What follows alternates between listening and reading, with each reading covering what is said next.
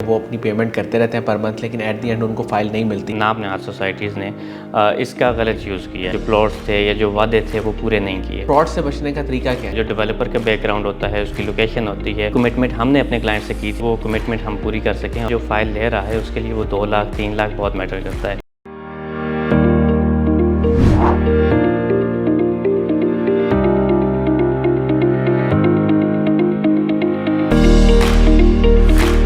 अस्सलाम वालेकुम नाज़रीन, शेयरिंग ऑफ प्रोफेशनल विजडम के साथ मैं हूं आपका मेज़बान अली रहमान खालिद।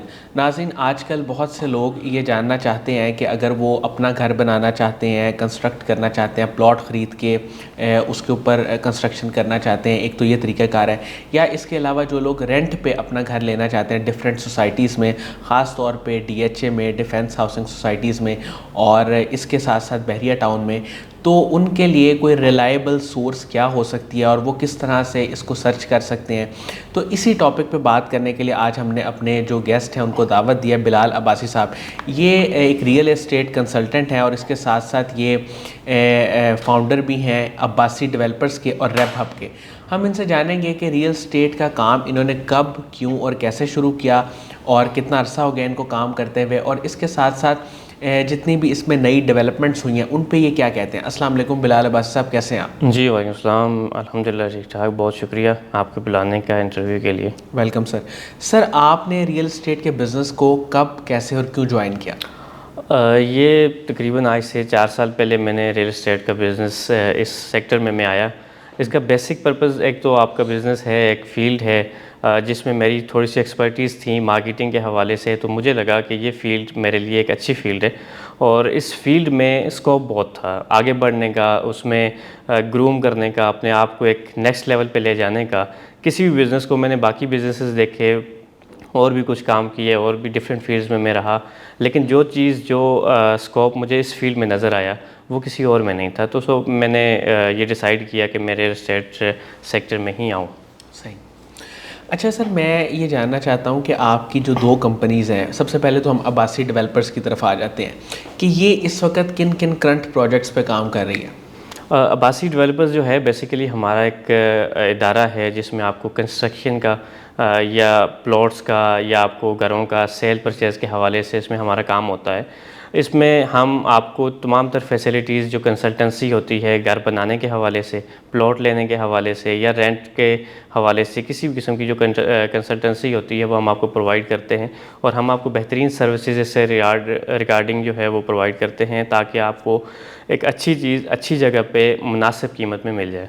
सही। अच्छा सर, 3 जो है ना वो डोमेन्स में आप ख़ास तौर पे डील करते हैं, 3 एरियाज़ में बेसिकली। एक तो DHA में, बहरिया टाउन में और मुख्तलिफ जो सोसाइटीज़ हैं।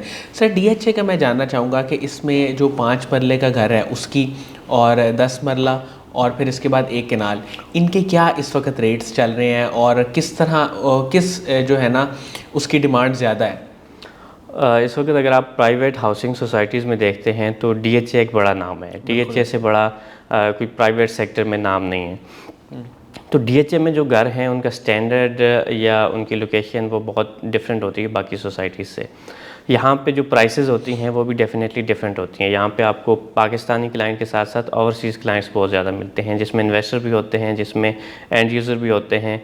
तो यहाँ पे जो 5 मरले से DHA की जो कटिंग है प्लॉट्स के हवाले से वो मिनिमम 5 मरले की है और मैक्सिमम आप जितना आगे जा सकते हैं मैक्सिमम जितना आप आगे जा सकते हैं उसमें ले जा सकते हैं। 5 मरले के घर कितने का है राउंड अबाउट? अब 5 मरले का घर अगर DHA में देखते हैं तो DHA में तकरीबन आपको 2 करोड़ से 3 करोड़ के ब्रैकेट में 5 मरले का घर मिल जाता है। इसी तरह 10 मरले को देखते हैं तो वो तकरीबन 5 करोड़ से 7 करोड़ की ब्रैकेट में मिल जाता है। एक कनाल की बात करें तो वो आपको तकरीबन 8-9 करोड़ से ऑनवर्ड 20-22 करोड़ तक भी जाते हैं एक कनाल के घर। डिपेंड करता है लोकेशन पे, डिपेंड करता है उसकी कंस्ट्रक्शन पे, डिपेंड करता है कि वो किस जगह पे है या उसमें जो मटेरियल यूज़ हुआ है या उसमें जो ब्रांड्स यूज़ हुए हैं वो कौन से हैं, उस पर डिपेंड करता है। वो तकरीबन 22-23 करोड़ तक भी जाते हैं एक कनाल के घर। ठीक है। और अगर हम इसी को देखें बहरिया टाउन में, तो वहाँ रेट्स कुछ कम हैं? बहरिया में कंपैरेटिवली DHA के रेट्स कम हैं। उसकी एक वजह तो ये है कि उसकी लोकेशन थोड़ी सी साइड की है। DHA एक प्राइम लोकेशन है आपकी लाहौर की, और जो बहरिया है वो थोड़ा सा साइड पे आता है, लेकिन वहाँ भी दूर है थोड़ा सा। अगर आप लाहौर को देखते हैं, लाहौर के रेडियस को देखते हैं, वो थोड़ा सा साइड पे आ जाता है। तो वहाँ पे कंपैरेटिवली रेट्स थोड़े से कम हैं, लेकिन इतने कम नहीं हैं। वो आपकी डिपेंड करता है वहाँ भी लोकेशन पे, वहाँ भी डिपेंड करता है आपका जो मटेरियल यूज़ हुआ है या कंस्ट्रक्टेड कैसा हुआ है घर, उस पर डिपेंड करता है। तो वो तकरीबन वहाँ भी रेट्स जो हैं वो सिमिलरली आपके एक कनाल का जो घर है वो तकरीबन 7-8 करोड़ से स्टार्ट होता है। तो ऑनवर्ड वो डिपेंड करता है उस पर। अच्छा सर, मुझे ये बताएं कि आजकल लोग ज़्यादातर प्लॉट्स लेते हैं, जब आपके पास जो ज़्यादातर डील्स आती हैं, या उसमें कंस्ट्रक्टेड हाउसेस ज़्यादा लेते हैं?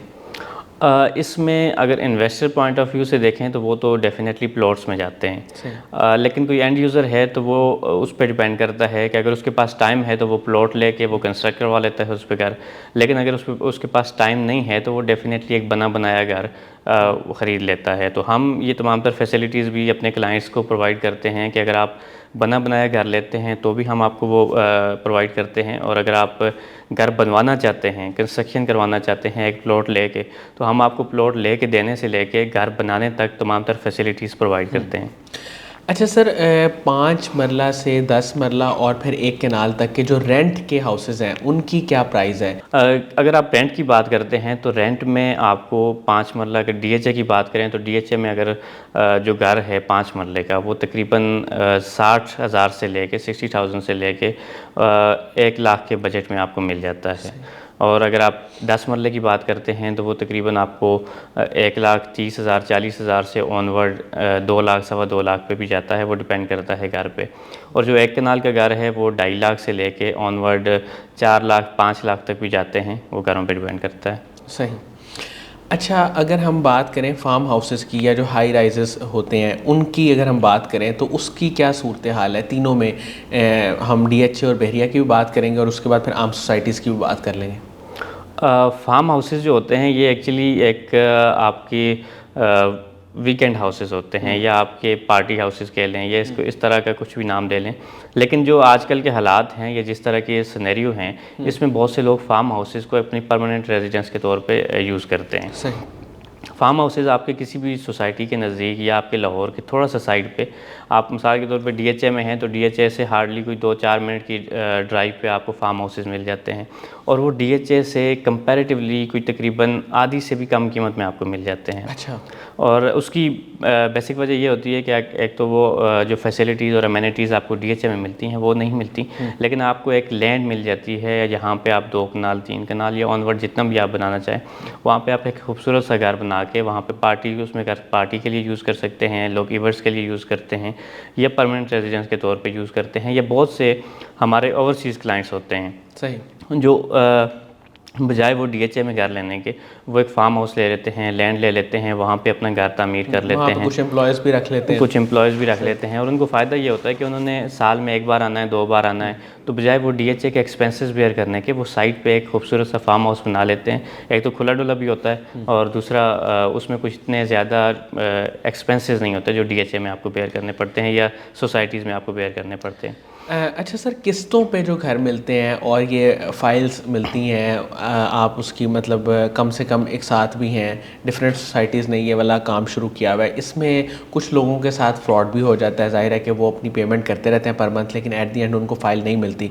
इसको आप कैसे देखते हैं? अब तो चूँकि महंगाई की वजह से बहुत सारे लोग इस तरफ चले जाते हैं कि चलो कुछ ना कुछ तो हम बनाए ना किसी तरीके से, पहले कम लोग इस तरफ जाते थे, तो आप इसको कैसे देखते हैं और इसमें आपकी क्या सर्विसेज हैं और फ्रॉड से बचने का तरीका क्या है?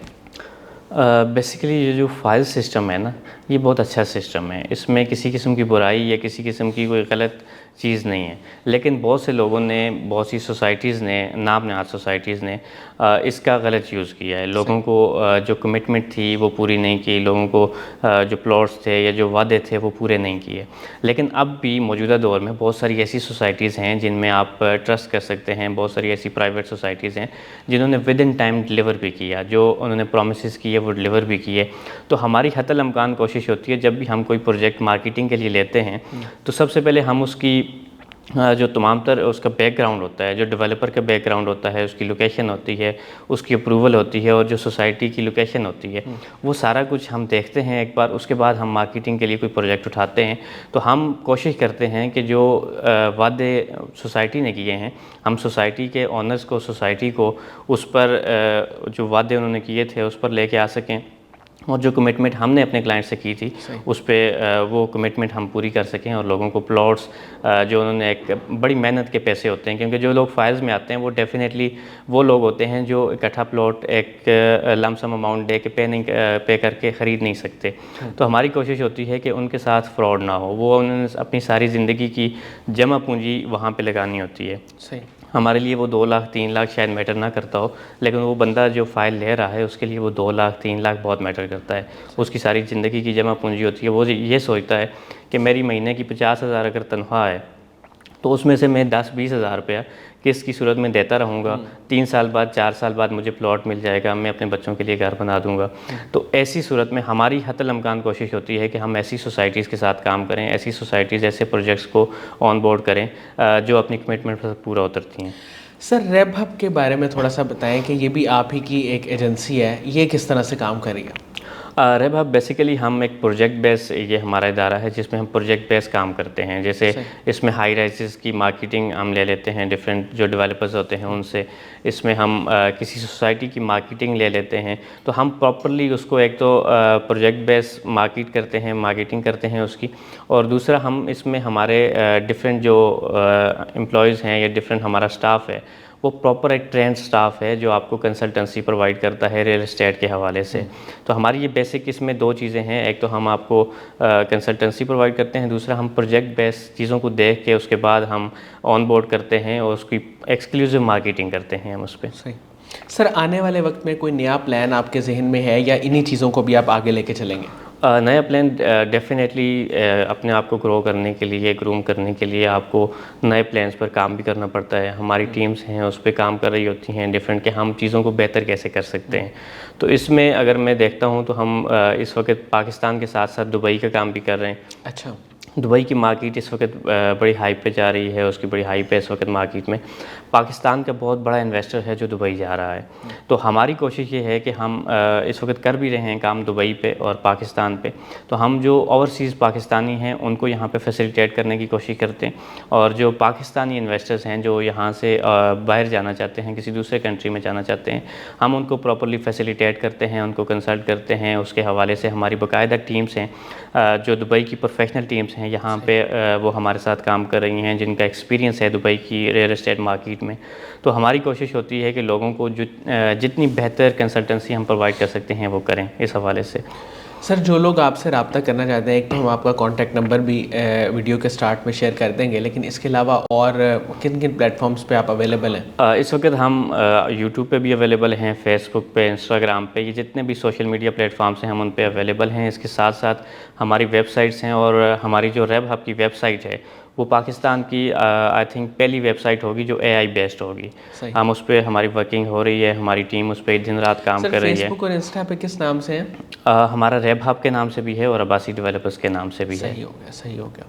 तो बहुत बहुत शुक्रिया बिलाल अब्बासी साहब, आपने हमारे लिए वक्त निकाला। Thank you so much. नाज़रीन, मुझे उम्मीद है कि इनकी गुफ्तगू से आपने बहुत कुछ सीखा होगा, और एक जो है एक रैंडम इन्फॉर्मेशन बहुत सारी चीज़ों के बारे में इन्होंने इस इंटरव्यू में दी और बताया कि आप इसमें क्या क्या कर सकते हैं। फ़ाइल्स के बारे में भी इन्होंने बहुत अच्छे से एक्सप्लेन किया। इसके साथ इजाज़त दीजिए, अपना बहुत ही ख्याल रखिएगा। इंशाल्लाह दोबारा हाज़िर होंगे एक नए इंटरव्यू के साथ, तब तक के लिए अल्लाह हाफ़िज़।